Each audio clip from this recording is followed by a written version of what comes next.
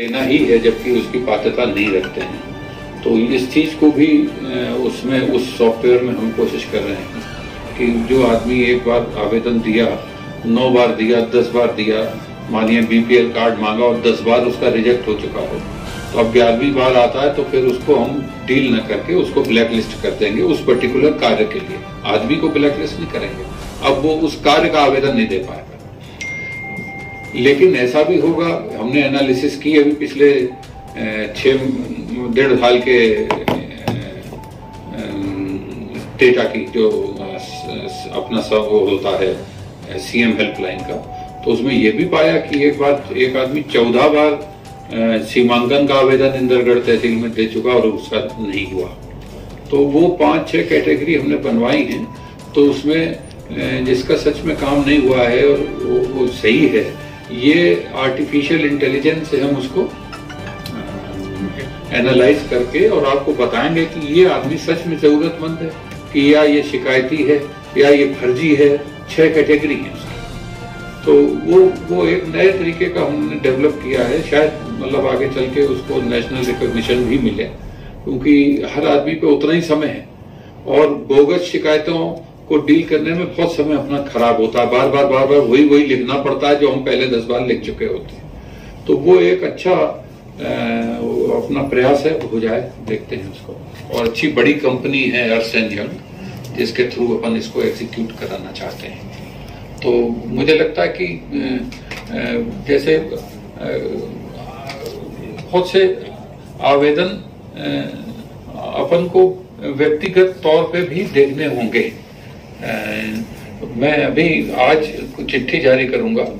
मुझे जैसे पेंशन और इससे रिलेटेड केसेस की पेंडेंसी बहुत दिखती है, लोग परेशान होते हैं, तो उसकी मैं साप्ताहिक मॉनिटरिंग इसी में रखूंगा। आज मैंने आपको बोला था, कुछ आपने बना लिया था उसमें उनके साथ बैठ के, आशीष के, तो वो हम उस पत्रक को दे देंगे और हम उसको दतिया डिस्ट्रिक्ट में भी डाल देंगे और सब विभागों को देंगे कि अपने नीचे तक सर्कुलेट करें।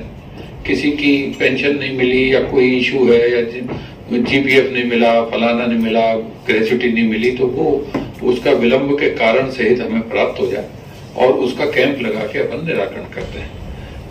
बहुत से विभाग, खासकर शिक्षा चूंकि बड़ा विभाग है, इसमें बहुत लोग आते हैं, बताते हैं। कोई भले लोग 1-2 बैठे हैं जो ट्रेजरी में, जिनका यही काम है रोकने का, तो वो भी उसमें वो दिखेंगे कि ऐसा है। तो आज अभी टीएल तो अपनी दोपहर में होगी 3 बजे, और अब थोड़ा सा 2 चीजों को ध्यान दे लीजिएगा।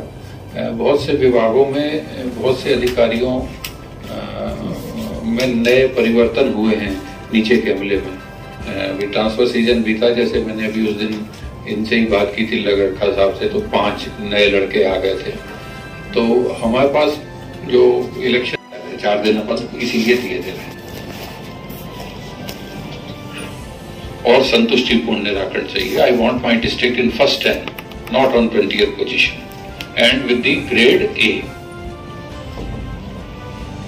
पिछली बार कुछ डिपार्टमेंट्स आ पाए थे उसमें, लेकिन आज की तारीख में मैं देख रहा हूं जो PHE अच्छा परफॉर्म करता था, 50+ की मैक्सिमम पेंडेंसी आपकी है। कल ही मैंने देखा था डेटा, है ना? तो उसको निपटा लें। 50 दिन तक हम कुछ ना करें, इसका मतलब है कि हम ध्यान नहीं दे रहे हैं। कायदे से आप 20 दिनों के ऊपर की जानकारी, वो कहाँ गया लड़का? सर